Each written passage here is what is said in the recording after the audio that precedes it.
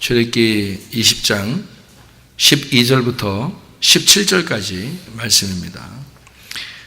내 부모를 공경하라. 그리하면 내 하나님 여호와가 내게 준 땅에서 내 생명이 길리라.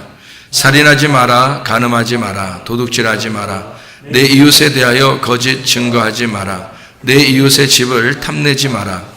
내 이웃의 아내나 그의 남종이나 그의 여종이나 그의 소나 그의 낙이나 무릇 내 이웃의 소유를 탐내지 마라. 이렇게 되어 있습니다.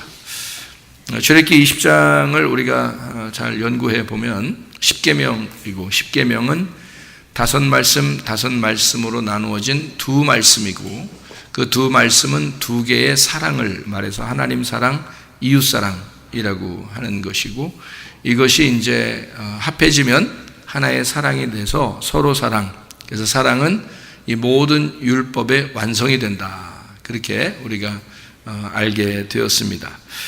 그러니까 우리가 10계명이라고 하는 것은 10개의 계명이라기보다는 하나의 사랑이다. 이렇게 보는 거죠. 그러니까 우리는 10계명을 지키려고 사람들이 노력을 하지만 사실 하나님의 사랑 안에 들어가면 모든 것은 다 지켜지는 거지 지키려고 노력하는 건 아니란 말이죠. 그러니까 10계명을 지켜서 구원받는다 이런 말은 안 되는 거죠. 그 말이 아니라 하나님의 사랑 안에서 10계명 정도는 지켜진다 이렇게 보는 거죠. 10계명을 율법으로 보면 너무 힘든 거고요. 언약, 그러니까 결혼할 때 사람들이 둘이 남편과 아내가 서로 서약을 하잖아요. 서로 약속을 해요. 우리 서로 사랑하겠습니다 하고 약속을 하는데 그 약속, 사랑하겠습니다 하고 약속하는 그거 이거를 언약이라 그러거든요. 그 언약이라고 하는 거를 이제 10개의 언약 이렇게 볼 수 있는 거죠. 10개의 언약 이렇게 보면 10계명을 좀 더 이해하는데 좋습니다.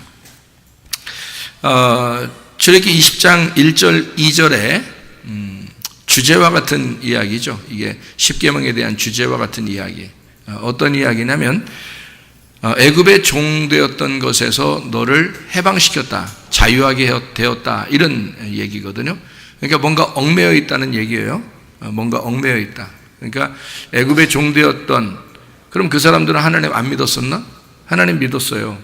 그런데도 뭔가 매여 있었다는 거죠. 그러니까 하나님 믿는다는 것에 대해서 뭔가 오해하고 있었던 거예요. 하나님에 대해서 오해를 하니까 그 하나님을 믿는 것이 이렇게 하면 하나님이 좋아하실까라고 생각하는 게 그 사람들이 가지고 있던 하나님을 이렇게 섬기고 사랑해야 된다는 그런 마음이 결국 애굽에서 광야로 나와가지고 광야에서 금송아지를 만들어 버리잖아요. 그러니까 금송아지를 만드는 것 자체가 자기는 하나님을 잘 섬기는 것이다라고 생각을 했는데 사실 하나님 입장에서는 너희가 오해한 거죠. 너희가 하나님을 믿는다는 것이 그런 게 아닌데 너희가 잘못 생각했다. 그러면 이 생각이 어디서 나왔던 거예요? 애굽에 있을 때 하나님을 섬기던 그런 모습에서 나왔던 거란 말이에요. 그러니까 뭔가 잘못된 거죠. 여러분과 저는 생각할 때 우리는 금송아지 안 만드는데 이렇게 생각한단 말이죠. 그러니까 금송아지에 대해서 뭔가 몰라서 그런 거죠. 송아지가 원래 단어가 그 글자 자체가 송아지 글자가요 하나님으로 되어 있습니다. 그래서 이게 하나님으로 알고 있는 거고요. 이 사람들이요. 그리고 금이라고 하는 건 신성하기 때문에 금을 씌운 거예요. 그러니까 금송아지를 만든 것은 하나님을 신성하게 생각해서 그렇단 말이에요. 그러면 여러분과 제가 교회에 나와서 하나님을 신성하게 이렇게 보는 것 자체가 잘못하면 금송아지가 될 수 있다는 얘기예요. 그러니까 하나님을 신성하게 보지 말아야 된다 우리는 그런 말이 아니죠. 그런 말 의미에서 그런 게 아니라 하나님을 신성하게 섬기려고 하는 자세가 아니라 하나님이 나를 얼마나 사랑하시고 내가 하나님의 아들이고 아들은 아버지가 되어서 그러니까 아들과 아버지가 하나가 되어 하나님과 같은 자 말씀이 되어서 천국에 간다 이렇게 돼야지 말이 맞는 거죠. 우리는 어떤 그 하나님에 대한 존재를 멀리 있고 보이지 않는데 뭔가 어떤 형상을 가지고 내가 이렇게 하면 이런 열심을 보이면 하나님이 좋아하실 거야 라고 하는 그런 의미는 하나님에게서는 사실 의미가 없죠. 자녀들이 엄마 아빠에게 잘한다고만 자기 자녀가 되는 건 아니잖아요. 막 잘 보이려고 열심히 자녀가 하는데 어떤 한 아이는 그렇게 잘 보일 힘도 없고 자기가 그런 능력도 없고 그러면 그 아이를 미워할까요? 부모가? 그렇지 않습니다. 오히려 더 마음이 쓰이죠. 그렇게, 그러니까 부모님 마음을, 아버지 하나님의 마음을 잘 몰라서 그런 행동들을 한 겁니다. 금송아지를 만들 때 특징이 있어요. 뭘로 만들었을까요? 뭘로? 귀고리로 만들었어요. 왜 귀고리로 만들죠? 다른 것도 있었는데 금이 꼭 귀고리만 있었을까요? 귀고리만 있었던 건 아니었겠죠, 그죠? 금으로 장식하는 건 뭐 목걸이도 있을 것이고 머리에 쓰는 것도 있을 것이고 발찌, 팔찌, 뭐 반지, 뭐 별거 다 있을 거 아닙니까? 금으로 만들 수 있는 게. 그런데 금을 다 그렇게 차고 나왔는데 말이에요. 꼭 금 귀고리를 가져와라 그랬어요. 금 귀고리를 가져오고 그걸로 금송아지가 나온 거예요. 그러니까 그 사람들은 이제 뭘 가지고 하나님을 만들어서 섬겼는가 하면 귀고리입니다. 귀고리. 그러니까 이 귀고리라고 하는 건 어떤 의미를 나타내요? 원래 종은요 귀고리를 하거든요. 종들은 귀고리를 합니다. 여자들도 이렇게 귀고리하고 그러잖아요. 그게 종이라는 얘기거든요. 나는 종입니다. 이런 얘기인데, 노예가 되는 건데, 이게. 근데 이게 어떻게, 이제 무슨 말이냐면 있잖아요. 애굽의 노예인 사람이 있고, 그리스도의 노예인 사람이 있어요. 그러니까, 그리스도의 노예도 귀고리를 하고요. 애굽의 노예도 귀고리를 합니다. 그러니까 귀고리를, 어떤 귀고리를 하느냐가 이제 중요한 거죠. 우리한테는. 그죠? 그러니까 어떤 귀고리를 하느냐?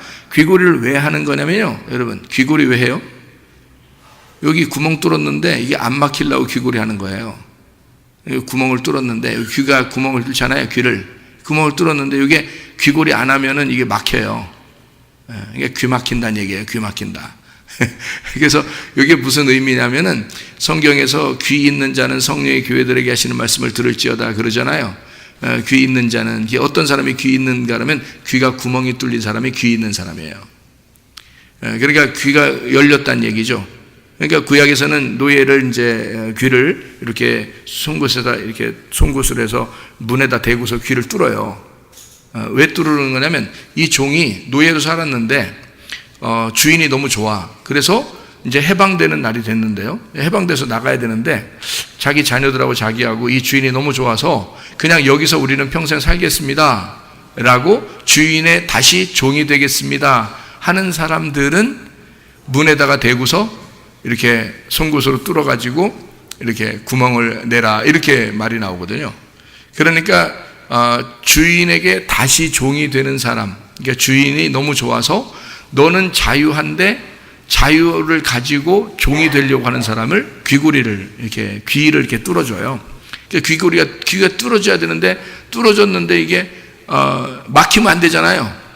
그래서 이게 안 막히려고 이 귀고리를 이렇게 하는 거예요. 귀고리를 이렇게 하면 안 막히잖아요. 그 구멍 뚫은 게 안 막히잖아요.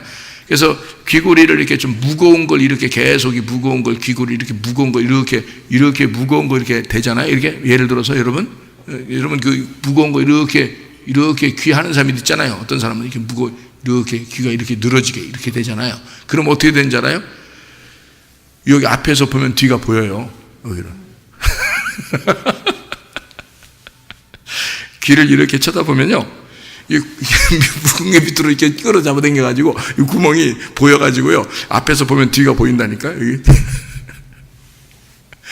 구멍이 그만큼 이렇게 넓어지잖아요. 그죠? 어쨌든 이게 구멍 뚫은 거를 막히지 않기 위해서 이거는 이제 귀고리를 하는 거거든요. 그런데 이제 애굽에서 나올 때 이제 백성들이 귀고리를 했다는 겁니다. 그럼 이 귀고리는 누구의 귀고리예요? 누구 말을 들으려고 귀고리를 했던 거예요? 바로 애굽에 있는 바로의 말을 듣고 사는 사람들이란 말이에요. 그러니까 광야에 나와가지고 이 사람들이 바로의 말을 듣고 하나님을 섬기고 바로의 말을 듣고 종교심을 가지고 있던 사람들의 귀가 다 귀고리를 하고 있었던 거예요. 그러니까 이 사람들의 귀를 어떻게 해야 돼? 빼야 되겠죠. 빼서 나와서 딱 빼가지고 만들어 놨더니 그게 금송아지가 되어버린 거예요. 그러니까 광야에서 하나님은 이런 애굽에서 나올 때 귀고리를 가지고 금송아지 만든 걸 어떻게 해야 돼? 하나님은 그냥 둬야 돼요? 부셔버려야 돼요? 부셔버려야 되겠죠. 그래서 10계명을 들고 내려와가지고 10계명으로 부셔버린 거예요. 그래서 하나님의 말씀으로 이걸 니네들은 이제 애굽에서 했던 그 귀고리를 다 없애버려라 이거야. 한마디로 말하면 애굽에서 말하던 거, 그거 듣는 거, 이런 거 다 없애버려라는 얘기예요. 그리고 광야에서 말씀하시는 하나님, 그 십계명으로 말씀하시는 그 하나님의 음성을 들어라, 이렇게 되는 거죠. 그래서 귀고리로 만든 금송아지를 없애버리고 새로운 귀고리를 우리에게 주시는 겁니다. 새로운 귀고리, 그러니까 하나님의 귀가 열리는, 그러니까 하나님이 말씀하시는 귀가 열리는 구멍이 뚫린 하나님의 음성만 듣겠습니다 라고 이렇게 생각하는 그 사람들이 되었다는 거죠. 그래서 여기 하나님의 귀고리가 우리에게 달려 있어야 되고, 우리는 자유한데, 자, 애굽에서 탈출됐으니까, 애굽에서 벗어났으니까 자유한데, 자유를 가지고 그냥 내 맘대로 살려고 하지 아니하고 그리스도에게 내가 매인자가 되겠습니다, 나는 그리스도의 종이 되겠습니다 라고 그렇게 생활하는 사람들을 얘기하는 거죠. 예. 여러분 우리가 자유민주 국가입니다. 그런데 군대가 있어요. 그럼 군대에 이렇게 가게 되면 어떻게 해요? 군대에 매여 있는 거죠. 갈 수도 있고 안 갈 수도 있잖아요. 가는 사람도 있고 안 가는 사람도 있고. 근데 가면 어떻게 돼요? 거기에 매여 있게 되죠. 그러면 어쨌든 거기에 종으로 살아야 되는 거예요. 그죠?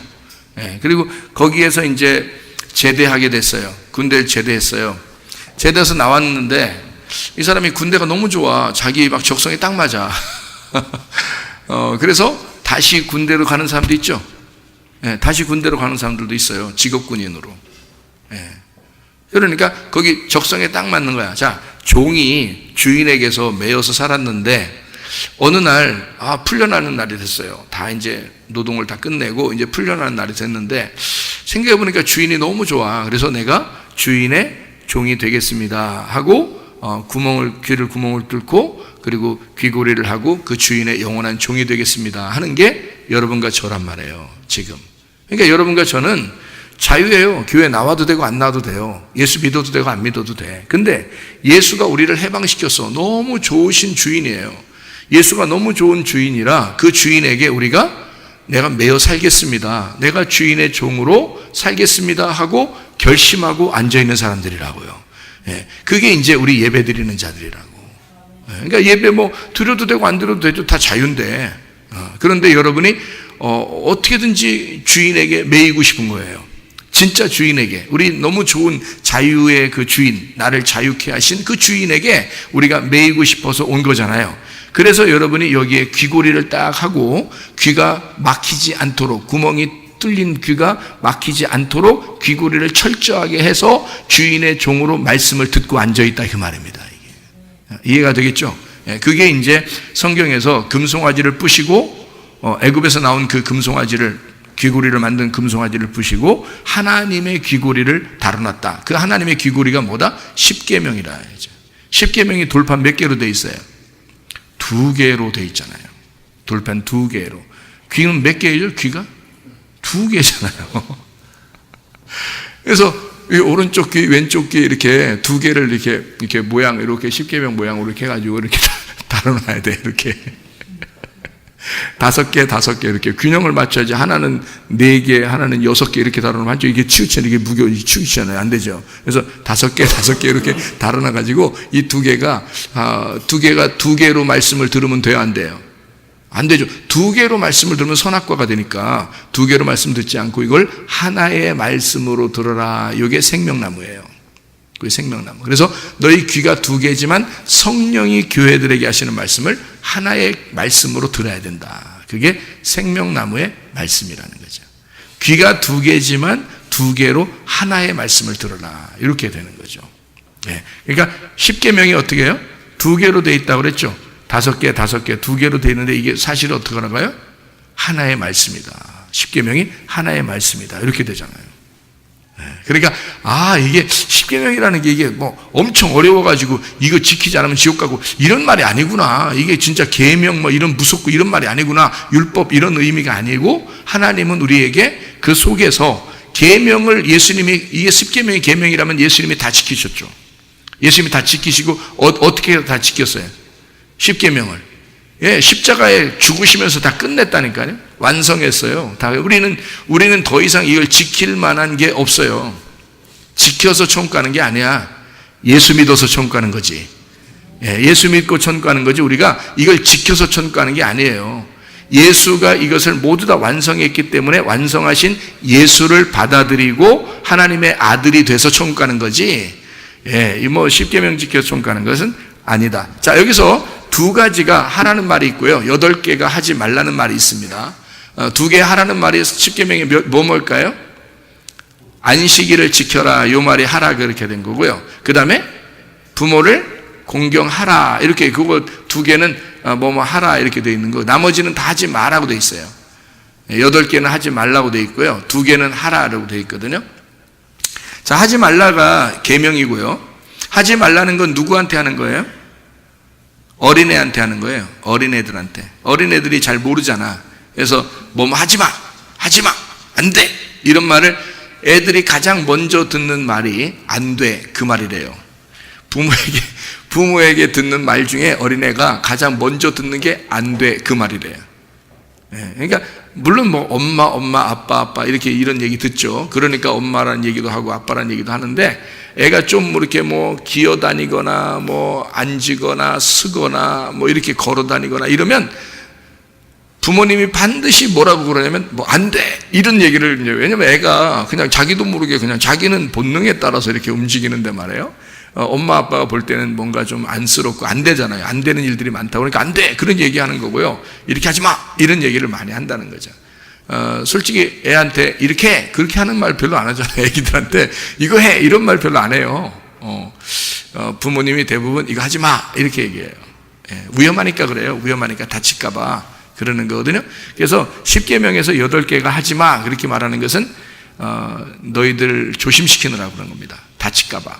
예, 그리고 하라 그 말은 이제 성숙한 사람에게 하는 거죠. 네가 좀 컸으니까 부모에게 공경해 그 말이고요. 좀 컸으니까 안식일을 잘 지켜서 거룩하게 돼야 한다 이런 말을 하는 거죠. 그러니까 뭔가 하라 그런 말은 이제 그 어른에게 좀 큰 사람에게 하는 거예요. 서로 약속을 하는 거죠. 이렇게 해야 돼. 나 사랑해? 이렇게 물어보죠. 나 사랑해?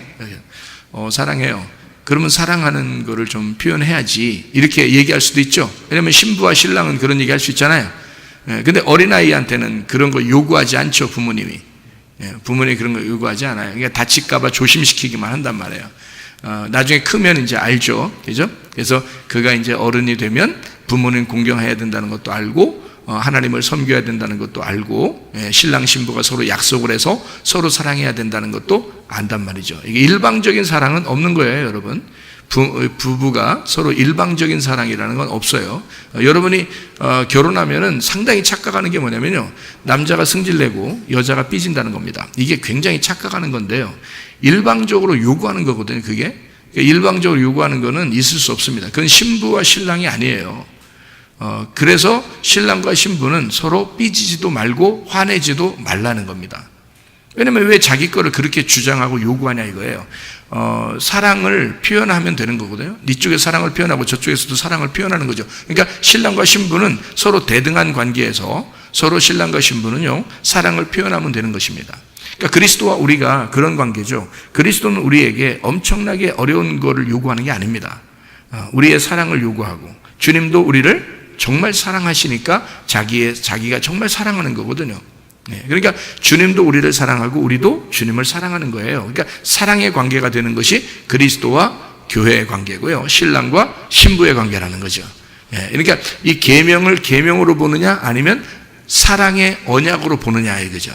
사랑의 언약으로 보면 뭔가 하라 이렇게 되는 거고요. 만약에 계명으로 보면 뭐 하지 마라 이렇게 되는 거죠. 무슨 말인지 이해가 되시죠? 그죠?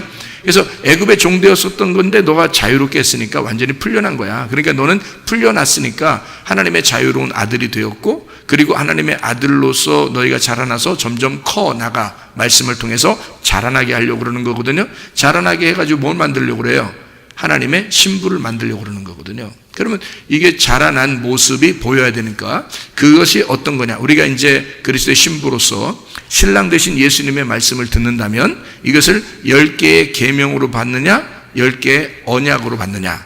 사랑의 언약으로 말씀이 보여야 된다, 그 말입니다. 자, 이해가 되시죠? 무슨 말인가? 예, 그래서 애굽에 종되었던 곳에서 너를 해방을 시켰다라는 얘기고요. 1계명부터 10계명까지 모두 다 하나입니다. 그래서 이것은 다 연결된 거고요. 다 같은 말들을 얘기하는 거죠. 자, 나 외에 다른 신 두지 마라. 이게 뭐예요? 나 외에 다른 신 두지 마라 한 것은 어린아이에게 한 거고, 조금 더 성숙하고 큰 사람에게는 나는 너에게 유일한 남편이야, 나는 너에게 유일한 하나님이야 라는 것을 얘기하는 거죠. 그러니까 내가 너의 사랑의 대상이야, 그 말이에요. 그러니까 큰 사람에게는 그 얘기를 할 수 있지만 어린아이한테는 어떻게 해요? 나 외에 다른 신 두지 마라, 이렇게 말할 수 있죠. 그러니까 조금 더 성숙하게 우리가 한번 성경을 보잔 말이에요. 그러면 이게 계명이 아니고 사랑의 언약처럼 들리게 된다. 그래서 다른 신 두지 말라는 건 유일한 하나님이라는 얘기고요. 우상을 만들지 마라, 우상 숭배하지 마라, 그 말은 둘로 나누지 마라는 뜻입니다. 형상을 만들어서 실제하고 이렇게 나누지 마라, 그런 말이에요. 그러니까 실제가 있고 형상이 있어요. 여러분, 우리가 여기 집사님하고 권사님 이렇게 앉아 계시지만, 앉아 계신 여러분 진짜 집사님하고 권사님은 어떤 분이에요? 속에 있는 게 진짜 집사님하고 권사님이에요. 이 겉에 지금 앉아 있으신 분들은요, 이거는 형상이라고요, 모양. 그래서 이거는 모양은 어느 날 땅에다 두고 속에 있는 진짜가 하늘나라로 올라가겠죠. 그러니까 이 겉의 모양, 이것은 형상이라고요. 그러니까 우상을 두지 마라 하는 말은 뭘 두지 말라는 거야? 껍데기로 살지 말라, 그 뜻이에요. 껍데기로 살지 말라, 그 말이죠. 무슨 말인지 이해가 되시죠? 예, 겉모습으로 살지 마라. 네가 겉모습으로 너를 위하여 신이 되지 마라, 그 말이죠. 그게 우상 숭배하지 마라. 형상, 너 형상이라는 것이 계속 너 자신을 형성해서 형상이 형성되어서 살아가지 마라, 그 말이에요. 그러니까 너를 숭배하지 말라, 그 말이죠. 자, 그 말은 실제가 더 중요하다는 말이고요. 실제, 네 속에 속사람이 더 중요하다는 말이고, 알맹이로 살아가라, 그 말입니다.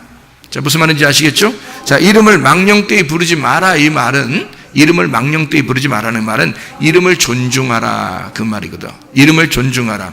그러면 그게 이름이 뭐라고요? 사무엘하 6장 2절의 말씀 보니까 법궤가 하나님의 이름이에요. 그러면 하나님의 이름이 법궤니까 법궤라는 말씀을, 예수 그리스도라는 그 말씀을 네가 무시하지 마라, 그 말이거든요. 그런 걸 무시하지 마라. 쉽게 얘기해서 요걸 이제 바꾸어서 우리들에게 얘기하는 것은 뭐예요? 법궤라는 말씀을 존중해야 돼, 그 말이죠. 말씀을 존중해야 돼, 그 말이고요. 다시 말하면 나사렛 예수라는 이름을 함부로 부르면서 주여 주여 한다고 천국 가는 게 아니고 아버지의 뜻대로 행하는 자라야 천국 가는 거야 라는 그런 말이죠. 그래서 아버지의 뜻대로 행하는 그 나사렛 예수의 이름을 존중해야 돼 라는 그런 말이 되겠습니다. 그렇죠?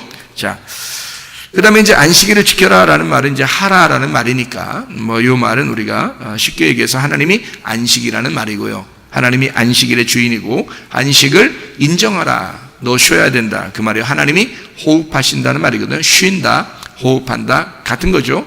쉰다면 호흡이 있어야 되겠죠. 그래서 하나님의 호흡으로 네가 살아야 된다, 그 말이죠. 하나님의 호흡으로. 자, 안식일을 지켜서 거룩하게 하라, 그 말은 하나님이 거룩하니까 너도 거룩해야 돼. 그러면 뭐가 불어왔다는 얘기예요? 거룩이 불어왔다는 얘기야. 그렇죠? 거룩이라는 바람이 불어왔다는 얘기야. 그러면 너도 거룩하게 숨을 쉬어야 된다는 얘기지. 그럼 거룩하게 숨 쉬는 게 뭐예요? 쉬지 말고 기도하는 거죠. 그래서 하나님과 교통하라, 그 말입니다. 하나님과 교통하고 하나님 안에서 쉬지 않고 안식을 누려라. 쉬지 않고 안식을 누려 하나님하고 호흡을 해라. 하나님하고 쉬어라. 그게 안식일을 지켜서 거룩하게 하라는 말입니다. 자, 이해가 되시죠? 무슨 말인가? 아하, 이게 어린아이에게 이야기하는 것과 어른에게 이야기하는 게 좀 다르구나, 이렇게 생각하고 들으시면 돼요. 그러니까 이것을 있는 그대로 십계명을 그대로 보면은 어린아이에게 하는 얘기 같은 거고요. 애굽에서 갓 나온 어린아이들에게 얘기하는 거고, 우리는 이제 거기에서 성숙한 가나안 땅에 들어가서 광야에 있는 십계명을 바라보는 사람들이니까 우리에게는 십계명을 계명처럼 보이지 않고 이것을 넘어서서 신부의 입장에서 이 말씀들을 보게 된다는 거죠. 그러면 이제 이 말씀이 이런 식으로 되어 있구나, 이렇게 알게 되는 것입니다. 또 하나 하라는 말이 이제 부모를 공경하라는 말이거든요. 또 하나 있는 말이 부모를 공경하라, 이런 말인데요. 부모를 공경, 부모가 뭐라고요? 성전에 있는 말씀이다 그랬죠? 성전에 있는 말씀이 부모니까 그 부모는 하나님의 말씀이에요. 그러니까 하나님의 말씀이 부모다. 다시 말하면 성전의 말씀이 부모다. 그러니까 부모처럼 네가 공경해야 된다는 말이니까 부모의 섬김을 인정해라 그 말입니다. 여러분 교회 나오면 여러분 성전에서 들려지는 그 말씀이 부모거든요. 그러면 여러분 그 부모를 공경하라는 말은 뭐예요? 그 말은 그 부모의 말씀을 인정하라는 뜻이고요. 그럼 여러분이 뭐 하는 게 있나요? 부모를 공경하는데 여러분은 뭐 좀 하잖아요. 그럼 부모 공경이 뭐예요? 그러니까 교회 와서 하나님 말씀 들으면 여러분 부모 공경이 된다 그러면 그 부모 공경이 뭐 하는 게 있나요, 여러분이? 여러분이 뭐 좀 했어요? 부모 공경하느라고? 하나님의 말씀에 대한 공경을 여러분이 어떻게, 어떤 방법을 했어요? 없어요. 우리가 할 수 있는 방법이 없어요. 부모 공경이라는 건 부모가 자녀를 섬기는 거지 자녀가 부모를 섬기는 게 아닌 겁니다. 쉽게 얘기해서 여러분 교회 와서 부모가 하나님의 말씀이니까 성전에 있는 말씀이니까 이 말씀이 우리에게 전달됐다. 그건 누가 섬긴 거예요?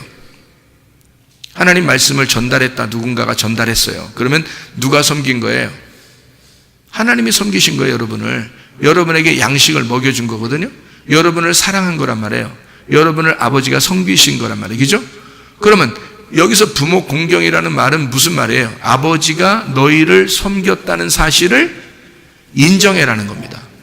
아버지가 너를 정말 사랑한다는 사실을 인정하라는 거거든요. 부모 공경이라는 말은 우리가 뭔가 해서 공경하라는 뜻이 아니고요. 아버지가 말씀하신 것이 우리를 사랑하시는 말씀이구나 라고 하는 것을 인정해달라는 겁니다. 자녀가 부모를 섬길 수가 없어요. 생각을 해보세요, 여러분. 우리가 상식적으로 한번 생각해 봅시다. 성경 이거 다 집어치고 상식적으로만 생각해도 하나님이 많이 가지고 있어요? 우리가 많이 가지고 있어요? 네? 하나님이 많이 가지고 있어요? 우리가 많이 가지고 있어요? 하나님이 많이 가지고 있어요.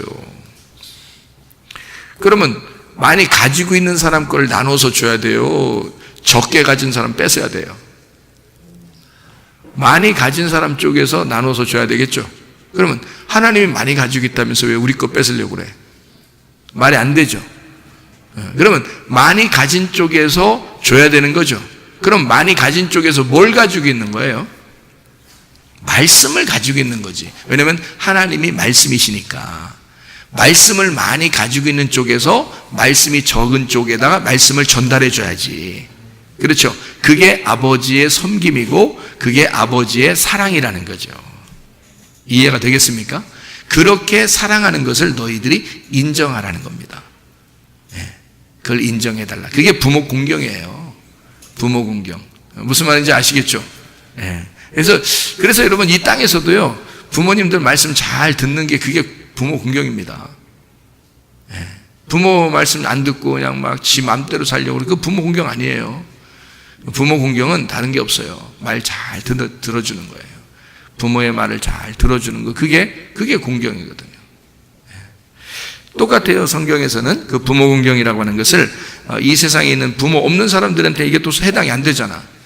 그럼 이 세상에서 고아, 과부, 나그네 이런 사람들한테는 또 해당이 안 되는 이런 말을 갖다 성경에 써놓으면 되겠어요? 안 되죠. 모든 사람에게 해당돼야 되니까 모든 사람의 아버지가 되시는 부모, 그게 하나님이니까 그 말씀이신 하나님을 네가 인정하라 그 말이죠. 자, 무슨 말인지 아시겠죠?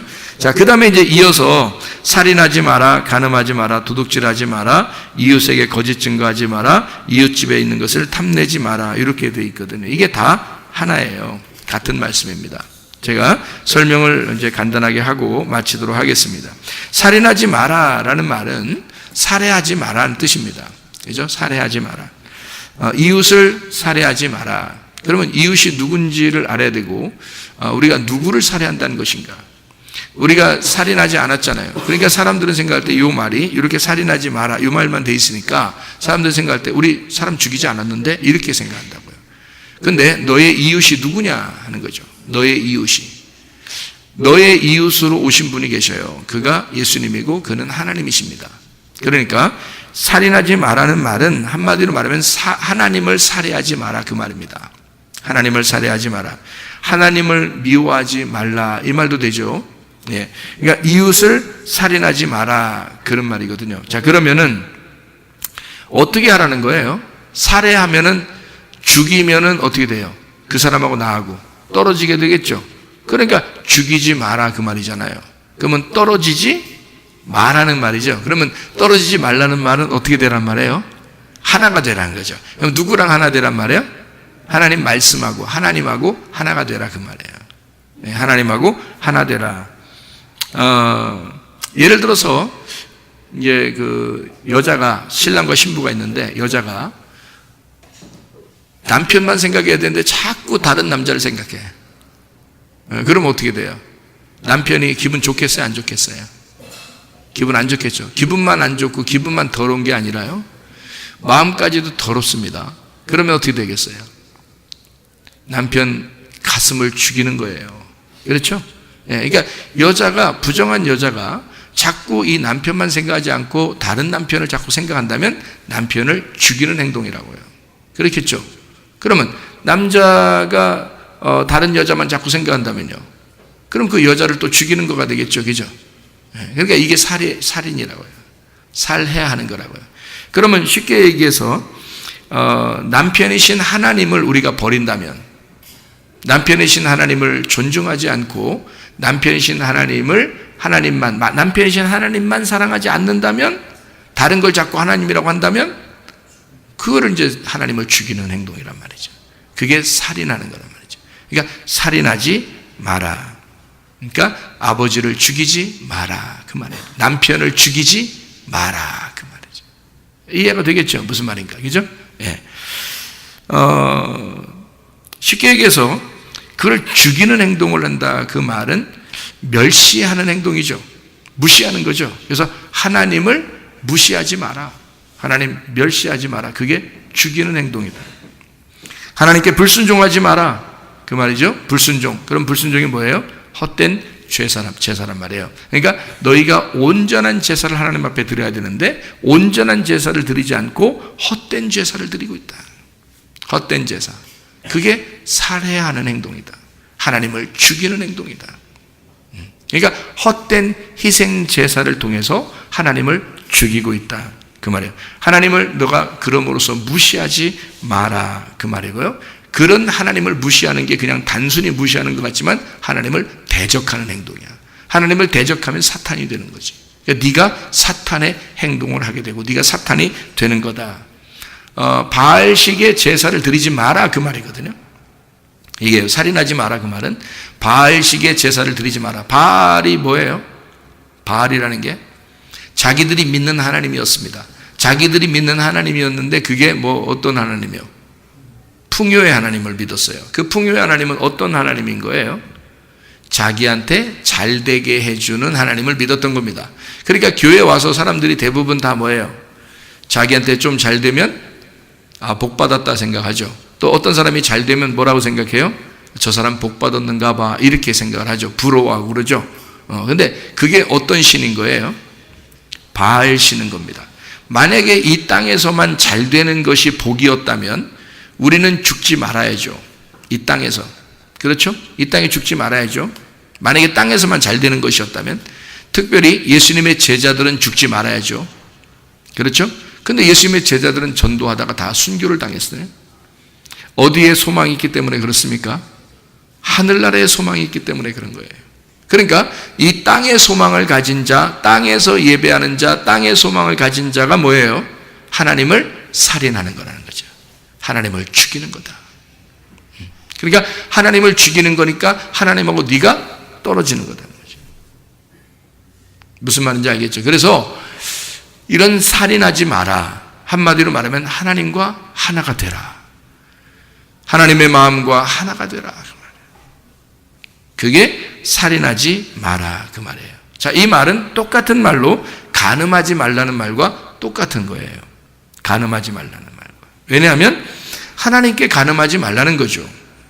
사람들에게도 서로 간음하지 말아야 되고, 그죠? 신랑과 신부가 서로 간음하지 말아야 되는 것은 성경은 신랑 대신 예수님을 얘기하는 거잖아요. 그러니까 예수님에게 우리가 간음하지 마라 그 말이거든요. 이웃에게 간음하지 마라. 나의 이웃 되시는 주님에게 우상 숭배하지 마라 그 말이에요. 그럼 우상 숭배는 뭐라고요? 바로 나라는 형상을 믿어버리는 거라고. 그래서 예수라는 진짜 남편을 버리고 다른 남편이라는 너를 섬기는 거. 그러니까 내가 나를 위해서 풍요롭게 하기 위해서 섬기는, 이 땅에서 잘되게 하기 위해서 하나님을 믿는 거. 그런 식의 간음을 하지 마라. 그게 음행이다. 그렇게 말하는 거죠. 자기 잘 되려고 예배드리는 자들. 그래서 우리는 어떻게 예배해야 되느냐? 간음하지 말고 진짜 이 속에서 무덤에 갇혀 있는 생각들이 벗어나서요. 죽은 시체의 예배가 아니라 부활의 예배를 드려야 된다. 그러니까 아담이라고 하는 것은 아담 속에 하와가 감추어져 있잖아요. 그럼 이 하와가 어떻게 돼야 되냐면 갈비뼈로 나와야 되는 거예요. 그래야 이게 부활이잖아요. 하와가 이 속에 가두어져 있으면 죽음이잖아요. 그럼 여기에서 벗어나면요, 그걸 부활이라고 그러는 거라고요. 그럼 이 속에서 내 속에 기억이 감추어져 있어서 하나도 예수님에 대한 기억이 막 다 감추어져서 나오지 않는데, 그 감추어졌던 그 보화가, 그 생각이, 그 예수가 이 속에서 내 속에서 나온다. 그러면 부활의 예수님 안에서 예배하는 것이다. 그러니까 진짜로는 하나님 말씀이 내 속에서 이해가 돼서 출산이 되는 것이 진정한 예배가 되는 거죠. 그러니까 이런 하나님을 살해하는 어떤 희생제사가 예배가 아니라는 겁니다. 어떤 행위를 통해서 자기가 뭔가 잘되게 하려고 하는 그런 바알식의 제사, 이것은 하나님의 예배가 아니다. 그런 얘기입니다. 간음이라고 하는 동성애도 있죠. 그죠? 동성애가 뭐예요? 간음은 동성애입니다. 왜 동성애라고 성경에서 이렇게 나오는 건가요? 동성애는 뭐예요? 남자가 남자를, 여자가 여자를. 왜, 무슨 말이에요 그게? 네가 너를 섬겼다 그 말이에요. 네가 너를 사랑하는 거, 그걸 간음이라고 그런다고. 그 동성애라고 그런다고. 내가 상대방인 예수를 사랑해야지 이성을 사랑하는 거죠. 그죠? 내가 신부이면 신랑이신 예수님을 사랑해야 그게 진짜 사랑이죠. 내가 나를 사랑해버리면 동성애란 말이에요 그게. 성경에서는 동성애를 싫어한다고요. 그건 죄라고 생각한다고요 하나님은. 그러니까 너 다른 사람들 동성애 한다고 자꾸 욕하고 그런 것만 하지 말고 그 사람들 고쳐주기도 해야 되지만, 네가 너를 사랑하는 게 동성애야. 네가 너를 사랑하는 게 동성애야.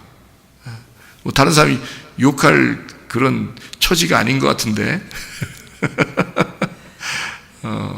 다른 사람 욕할 처지가 아니야. 네가 너를 사랑하잖아. 바알식의 제사를 드리는 너, 이것을 음란, 그리고 하나님과 갈라졌다. 그래서 이혼이라고 말하는 것입니다. 그래서 음란을 통해서 이혼이 된다. 그리고 간음은 동성애와 같은 것이다. 이렇게 되는 거죠. 그게 다 뭘 설명하려고 우리에게 하시는 말씀들이에요? 네가 너를 우상 숭배하지 말라 그 말이에요. 그게 간음이라는 거지. 네가 너를 섬기니까 그게 간음이고 그게 동성애지. 그래서 우상 숭배하지 마라. 나 외에 다른 신 두지 마라. 다 뭐예요? 하나님 이외에 너를 신으로 섬기지 마라 그 말이고, 너를 형상을 만들어 네가 스스로 우상이 되지 마라. 네가 신 되지 마라 그 말이에요. 무슨 말인지 아시겠죠? 그게 동성애야. 그게 간음이고. 자, 하나님하고 내가 만나서 결혼을 하면은 정상적인 결혼이 되겠죠. 근데 내가 나를 만나서 결혼하면요, 비정상이죠. 비정상입니다. 내가 하나님을 만나서 같이 결혼을 해야 정상적인 결혼이 돼요. 근데 내가 나를 만나서 결혼하면 비정상적인 결혼이 되는데, 내가 나를 만나 결혼하는 사람들이 있었어요. 이스라엘 사람들 중에서도 바알신을 숭배하는 사람들이었습니다. 그러니까 성경에 보면 바알신 숭배하는 사람들이 있었어. 정말 안 좋은 것 같아 라고 사람들이 이야기하거든요. 근데 그 사람들 처지 생각할 처지들이 아닌 것 같은데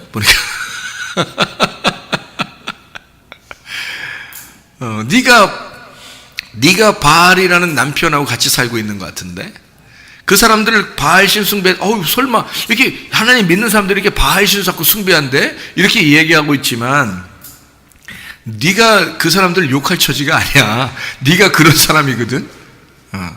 바로 그런 말씀이에요.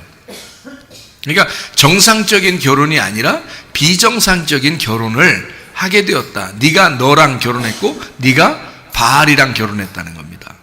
그러면 비정상이, 그걸 간음이라 그래요. 성경에서는 간음, 음란. 그래서 그거를 갖다가 완전히 부셔버리죠. 이스라엘 백성들을 다 포로로 잡혀가게 하고 세상에 포로로 잡혀가게 하고 말이에요.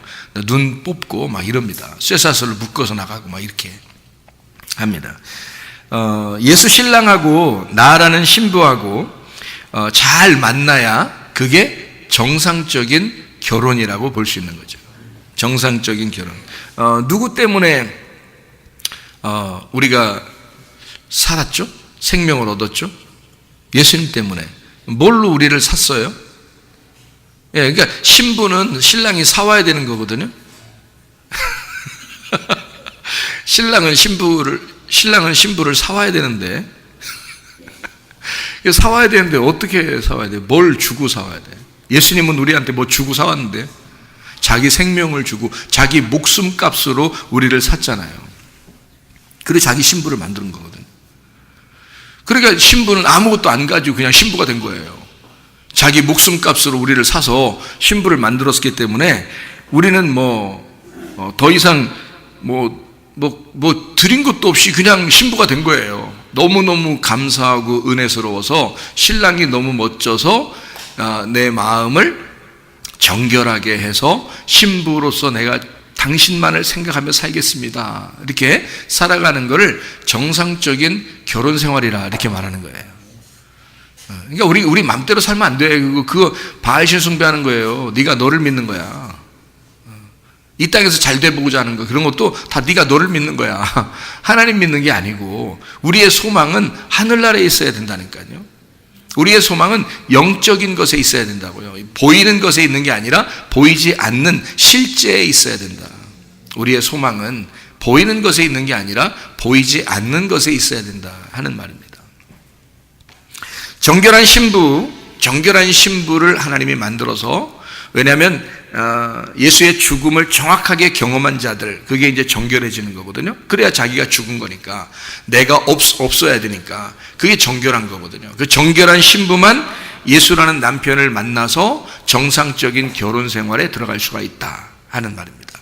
잘못하면 우리는 어떤 종교적인 행위를 가지고 우리가 하나님의 신부가 될 수 있을 거야 라고 종교적인 어떤 행위를 가지고 열심히 뭘 하고 있지만, 뭔가 좀 이렇게 교회들마다 이렇게 해야 돼, 사람들 다 성공하는 게 복 받은 거라면서 그렇게 다 얘기하던데 라고 얘기하는 그런 걸 자꾸 들으면요, 여러분, 그게 자기의 바벨탑을 세우는 것입니다.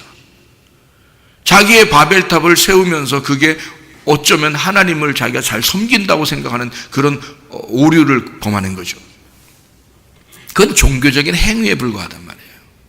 우리는 천국에 믿음으로 가는 사람들입니다.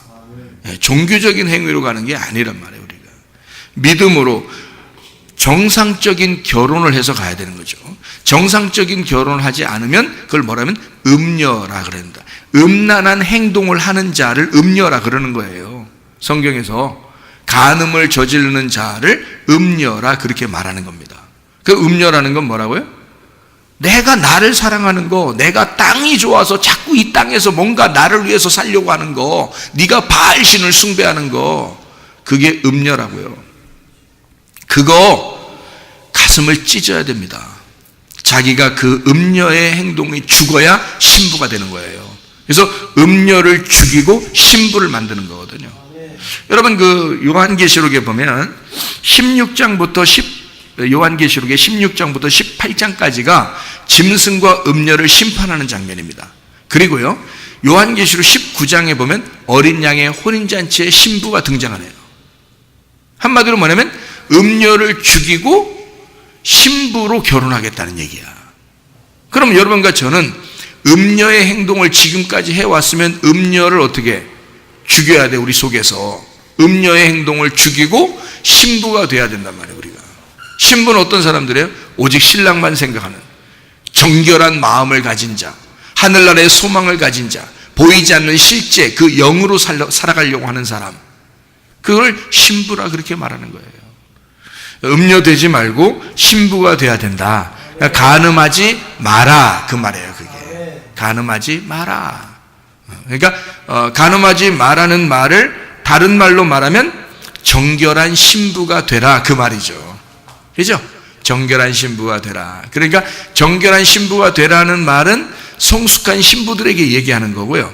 그러니까 어린 아이들이나 좀 아직 성숙하지 못한 사람들한테는 뭐라고 하면 간음하지 마, 쓸데없는 짓 하지 마 이렇게 얘기하는 거고요. 신부가 된 사람들한테는 정결한 신부가 되었으면 좋겠어, 나만 생각하면 좋겠어, 뭐 이렇게 얘기할 수 있는 거죠. 무슨 말인지 이해가 되시죠? 간음하지 마라, 도둑질하지 마라. 이것도 그러면 이제 어떤 말이겠어요? 도둑질하지 마라, 하나님 것을 도둑질하지 마라 그 말이에요. 11조 철저히 하라 그 말이에요. 11조 하나님 거니까 11조와 봉헌물을 철저히 해라. 그거 하나님 거야. 11조가 누군데? 11조가 뭐야? 그러면 10번째예요. 이게 11조고요. 11조가 누군데? 그러면 누구예요? 예수님. 예수님을 네가 예수님을 철저히 하나님 앞에 드려라. 그거예요. 예수라는 진리를 정확하게 알아라 그 말입니다. 도둑질하지 말라 그 말은. 그죠? 예수라는 그 진리를 정확하게 알아라. 말씀을 네 생각대로 알지 말라 그 말입니다. 도둑질하지 말라는 말은, 그러니까 가룟 유다가 도둑놈이었다라고 얘기하는 것은 어떤 말이에요? 가룟 유다가 지 맘대로 말씀을 해석했다 그 말이에요. 지 맘대로 말씀을 그렇게 보았다. 그러니까 코에 걸면 코걸이, 귀에 걸면 귀걸이, 지 맘대로 생각했다. 가룟 유다가 도둑놈이다 그 말이에요. 그러니까 예수 진리를 정확하게 알고 말씀을 네 생각대로 알지 마라. 이게 하나님 것을 도적질하는 거니까 그렇게 하면. 그래서 하나님 것을 도적질해서, 다시 말하면 네가 네 벽돌을 만들어 하나님 말씀을 너의 규격에 맞추어서 굽고 또 만들고 그걸 쌓아서 너를 세우려고 하는 그 바벨탑을 세워나가는 거, 그게 도둑놈이야. 그게 간음한 사람이라고 금방 그랬었잖아요. 그게 음녀라고 그랬잖아요. 근데 그게 도둑놈이라고요. 그러니까 음란한 음녀하고 도둑녀하고는 똑같은 거지. 무슨 말인지 아시겠죠? 같은 말이라니까. 이게 지금 10개가요 다 연결되는 말이야. 그걸 뭐 하지 말라는 거야? 우상 숭배하지 말라는 거잖아. 그럼 그 말이 뭐야? 다른 신 두지 말라는 거 아니야. 그죠? 그러니까 이게 1계명부터 10계명이 다 똑같은 말이에요. 그러니까 이걸 10개로 보니까 그렇지 여러분, 이게 다 똑같은 말이란 말이에요. 하나님과 도둑질해서 자기 떡을 만들지 말라는 거지. 자기의 떡을 만들어서 자기가 자기 떡을 먹는 그런 것은, 하나님의 떡을 우리가 먹어야 되죠. 하나님께서 우리에게 주시는 그 생명의 떡을 먹어야지, 네가 네 떡을 만들어 먹으면 안 된다 그 말입니다. 자, 거짓 증거하지 마라 이렇게 되어 있습니다. 그 말은 뭐예요? 하나님께 거짓말하지 마라 그 말이에요. 거짓되게 행동하지 마라. 하나님한테 거짓되게 하지 마. 그러면 반대로 말하면 뭐예요? 진실하게 행동해라 그 말이죠. 하나님한테 진리 안에서 행동해라 그 말이에요. 선악과 먹고 율법을 전하지 마라 그 말이나 마찬가지예요. 거짓 증거라는 것은 성경에서 거짓말, 그러니까 거짓말은 거짓말 살살 치고 돌아다닌다 이런 말이 아니라겠죠 여러분에게. 그죠? 성경에 참말과 거짓말이 있다면 거짓말이 먼저고 그 다음에 참말이 나오는 거예요. 목자가 둘이 있다면 악한 목자가 먼저 나오고 진실한 목자, 선한 목자가 두 번째 나온다 그랬죠. 그러니까 거짓말이 먼저 나와야 되는 거예요. 그 거짓말이 먼저 나온 것은 뭐가 먼저 나왔다는 거예요? 선악과가 먼저 나왔다는 얘기고, 두 번째 참말이 두 번째 나왔단 말은 생명나무가 나왔다는 얘기예요. 그죠? 그러니까 먼저 선악과가 나왔다는 얘기는 우리를 둘로 갈라내는 율법이 먼저 나왔다는 얘기고, 그리고 두 번째 생명나무가 나왔다는 얘기는 우리에게 은혜 되시는 복음이 나왔다는 얘기예요. 그러니까 율법과 복음에 대한 이야기죠. 그러니까 거짓 증거하지 마라 그 말은 선악과 먹고 율법을 전하지 마라 그 말이에요. 무슨 말인지 아시겠죠? 그러니까 진실해라, 다시 말하면 진리를 말해라. 진리를 말했으면 좋겠다. 그 말입니다. 말씀을 네 생각대로 전하지 마라. 똑같은 말이잖아요. 자, 말씀 도둑질하지 말라는 말하고 똑같죠? 그죠? 말씀을 네 생각대로 전하면 그게 거짓 증거야. 하나님 말씀을 내 것으로 만들어가지고 이웃에게 말하면 거짓말이다. 그러니까 거짓말하지 마라. 거짓 증거하지 마라. 하나님 말씀은 진실한 증인들만 말하게 돼 있단 말이에요. 그래서 성령이 너에게 임하시면, 사도행전 1장 8절에 성령이 너에게 임하시면 너에게 권능이 임하고 예루살렘과 온 유대와 사마리아와 땅끝까지 이르러 내 증인 된다 그랬잖아요.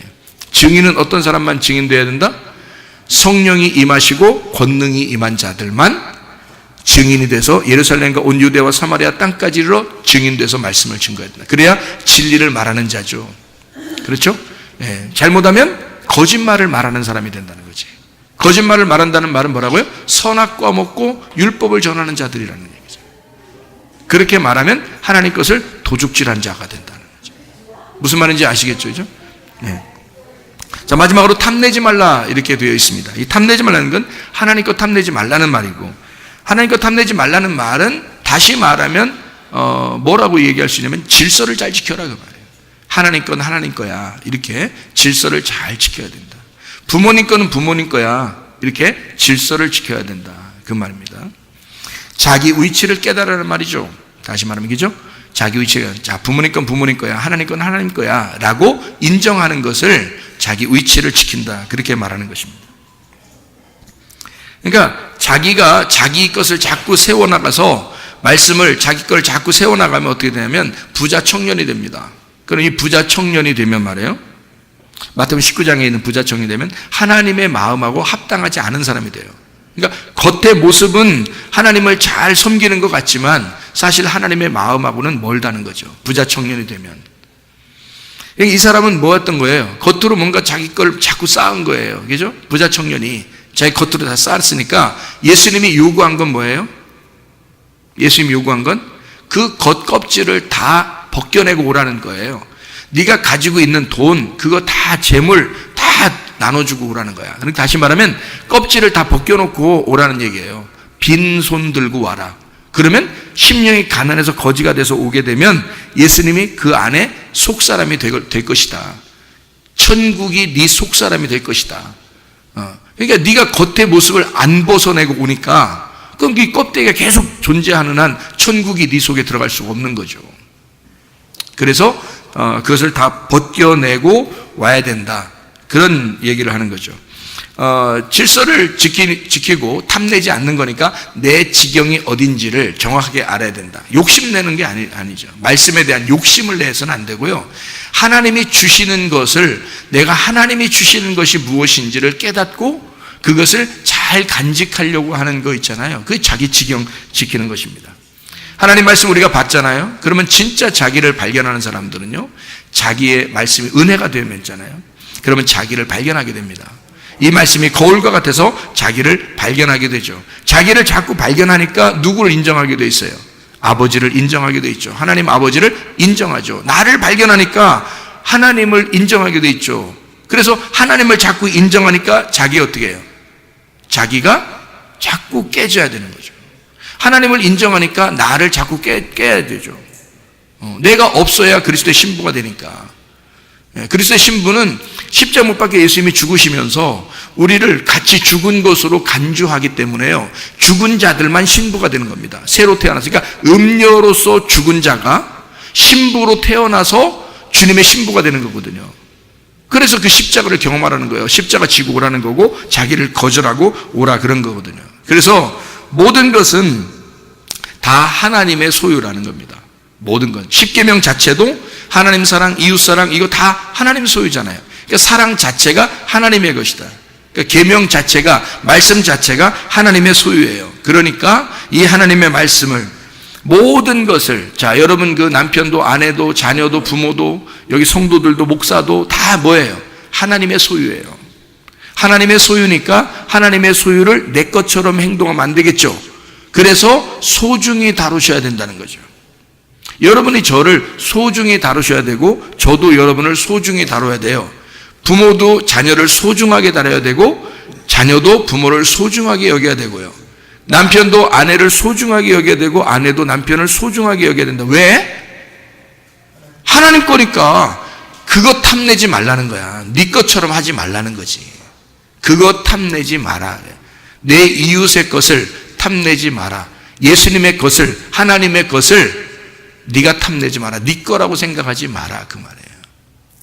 자, 이 모든 말씀들, 하나님의 사랑, 이웃 사랑으로 이루어진 이 말씀, 십계명의 이 모든 말씀이 여러분과 저에게는 뭐뭐 하지 마라로 들리는 게 아니라 신부로서, 네가 성숙한 그리스도인으로서 이렇게 행동했으면 좋겠어 라고 하는, 오직 하나님만 생각하고 진리만을 위하여 살아갈 수 있는, 그래서 신부, 음녀가 되지 않고 신부가 되는, 그래서 하나님 예수 그리스도 신랑 되신 예수님과 교통하고 교제하고 함께 살아가는, 천국을 살아가는 그런 사람들이 되었으면 좋겠어라는 그런 말씀이거든요. 이 혼인 서약, 예수 그리스도와 신랑과 신부의 그 혼인 서약, 너희를 애굽에서 종되었던 것에서 풀려나와 진짜 자유했는데 우리가 신랑 되신 예수님에게 매여서 그리스도만 생각하고 내가 신랑만 사랑하다가 주님 나라 갈게요 라고 하는 사람들에게 주어지는 말씀이 십계명입니다. 이 십계명은 10개의 계명이 아니라 10개의 언약으로 우리에게 혼인 서약과 같은 말씀들입니다. 그래서 이 말씀을 가지고 너가 그리스도와 더불어 교제하고 살았으면 좋겠어 라는 말씀이기 때문에 주님과 동행하다가 주님 만나시기를 바랍니다. 우리 하나님 아버지 사랑과 은혜를 감사를 드립니다. 하나님 아버지, 우리에게 아주 귀한 말씀들 우리에게 주셔서 고맙습니다. 하나님, 혼인 서약과 같은 이 말씀 안에서 주님과 교통하다가 주님 만나게 도와 주시옵소서.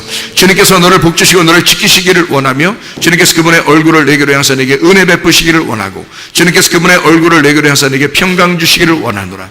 이제는 우리 주 예수 그리스도의 은혜와 하나님의 사랑과 성령의 교통하심이 교회와 가정에 영원토록 함께 할지어다. 아멘.